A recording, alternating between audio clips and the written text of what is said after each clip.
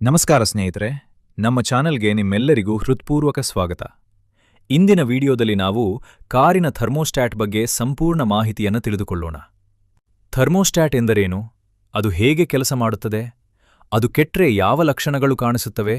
ಮತ್ತು ಅದನ್ನು ಸಮಯಕ್ಕೆ ಬದಲಾಯಿಸದಿದ್ದರೆ ಎಂಜಿನ್ಗೆ ಏನೆಲ್ಲಾ ಸಮಸ್ಯೆಗಳು ಉಂಟಾಗುತ್ತವೆ?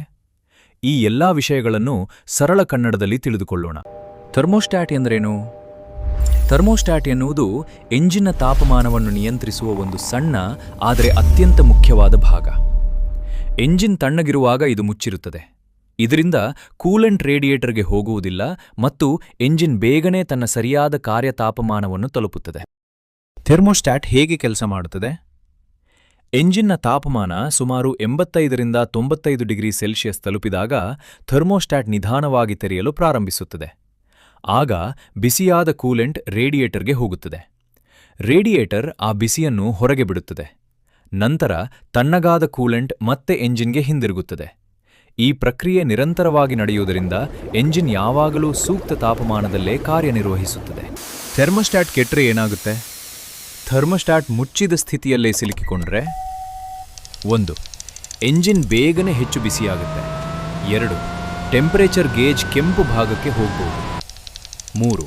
ರೇಡಿಯೇಟರ್ ಫ್ಯಾನ್ ನಿರಂತರವಾಗಿ ಓಡಬಹುದು. 4. ಕೂಲೆಂಟ್ ಕುದಿಯುವ ಸಾಧ್ಯತೆ ಇದೆ. 5. ಎಂಜಿನ್ ಓವರ್ ಹೀಟ್ ಆಗಿ ದೊಡ್ಡ ಹಾನಿ ಉಂಟಾಗಬಹುದು. ಅಥವಾ ಥರ್ಮೋಸ್ಟ್ಯಾಟ್ ತೆರೆದ ಸ್ಥಿತಿಯಲ್ಲೇ ಸಿಲುಕಿಕೊಂಡ್ರೆ 1. ಎಂಜಿನ್ ಸರಿಯಾದ ತಾಪಮಾನವನ್ನು ತಲುಪುವುದಿಲ್ಲ. 2. ಎಸಿ ಹೀಟರ್ ಸರಿಯಾಗಿ ಕೆಲಸ ಮಾಡುವುದಿಲ್ಲ.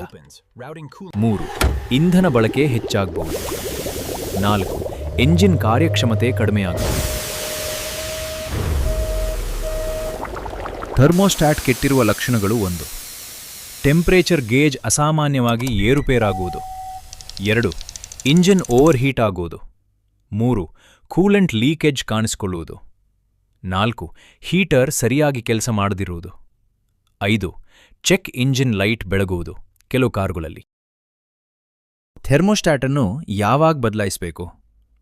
ಸಾಮಾನ್ಯವಾಗಿ ಥರ್ಮೋಸ್ಟ್ಯಾಟ್ ಬಹಳ ವರ್ಷಗಳವರೆಗೆ ಉತ್ತಮವಾಗಿ ಕಾರ್ಯನಿರ್ವಹಿಸುತ್ತದೆ. ಆದರೆ ಮೇಲಿನ ಲಕ್ಷಣಗಳು ಕಂಡುಬಂದರೆ ತಕ್ಷಣ ಮೆಕ್ಯಾನಿಕ್ ಮೂಲಕ ಪರೀಕ್ಷಿಸಿ, ಅಗತ್ಯವಿದ್ದರೆ ಹೊಸ ಥರ್ಮೋಸ್ಟ್ಯಾಟ್ ಅಳವಡಿಸಿಕೊಳ್ಳುವುದು ಉತ್ತಮ.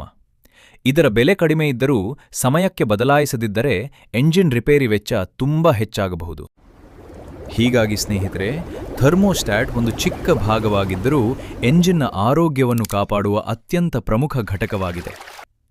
ಈ ವಿಡಿಯೋ ನಿಮಗೆ ಉಪಯುಕ್ತವಾಗಿದ್ದರೆ ಲೈಕ್ ಮಾಡಿ, ನಿಮ್ಮ ಸ್ನೇಹಿತರೊಂದಿಗೆ ಶೇರ್ ಮಾಡಿ ಮತ್ತು ಇಂತಹ ಇನ್ನಷ್ಟು ಕನ್ನಡದಲ್ಲಿ ಆಟೋಮೊಬೈಲ್ ಮಾಹಿತಿಗಾಗಿ ನಮ್ಮ ಚಾನಲ್ ಅನ್ನು ಸಬ್ಸ್ಕ್ರೈಬ್ ಮಾಡಿ. ಜೊತೆಗೆ ಬೆಲ್ ಐಕಾನ್ ಒತ್ತುವುದನ್ನು ಮರೆಯಬೇಡಿ. ಧನ್ಯವಾದಗಳು.